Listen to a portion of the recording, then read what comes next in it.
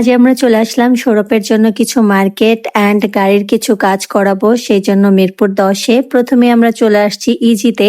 এখান থেকে সৌরভের জন্য 2টা শার্ট নিয়ে আমরা চলে আসছি আমাদের বাইকের কিছু কাজ করাতে হবে।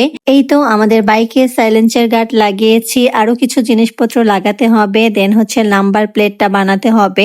এই তো এখানকার কাজগুলো আমরা এখান থেকেই করে নিলাম। নাম্বার প্লেটটা ওনাদের দোকানে বানানো হয় না, সেই জন্য আমরা অন্য একটা দোকানে যাবো নাম্বার প্লেটটা লাগাতে। নাম্বার প্লেটটা লাগানো গাড়ির জন্য খুবই ইম্পর্ট্যান্ট, আর এবারে আমরা খুব সুন্দর একটা নাম্বার প্লেট লাগাবো। এর আগের বার আমরা যেটা লাগিয়েছিলাম সেটা হচ্ছে এই যে স্টিলের মতো একটা আছে না, এরকম গুলো লাগিয়েছিলাম, আর এবারে একটু অন্যরকম লাগাবো।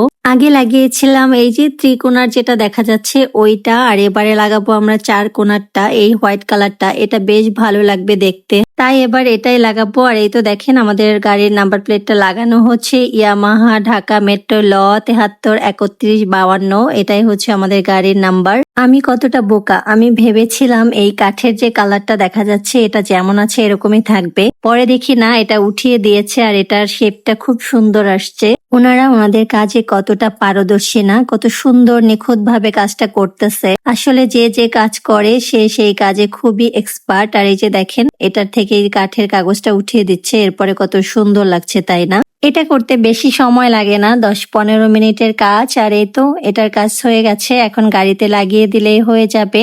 আসলে যে কোনো কাজে ধৈর্য আর সময় দেওয়াটা ইম্পর্ট্যান্ট। আপনার যদি ধৈর্য থাকে তাহলে আপনার না পারা কাজটাও খুব সহজে আপনি পেরে যাবেন চেষ্টা করলে। এই তো ভাইয়া এটা লাগিয়ে দিল, আর এখন দেখতে খুব সুন্দর লাগছে না বলেন? খুবই সুন্দর লাগছে দেখতে। আমাদের গাড়ির কাজ কমপ্লিট, এখন আমরা খুব ভালোভাবে গাড়িটা চালাতে পারবো।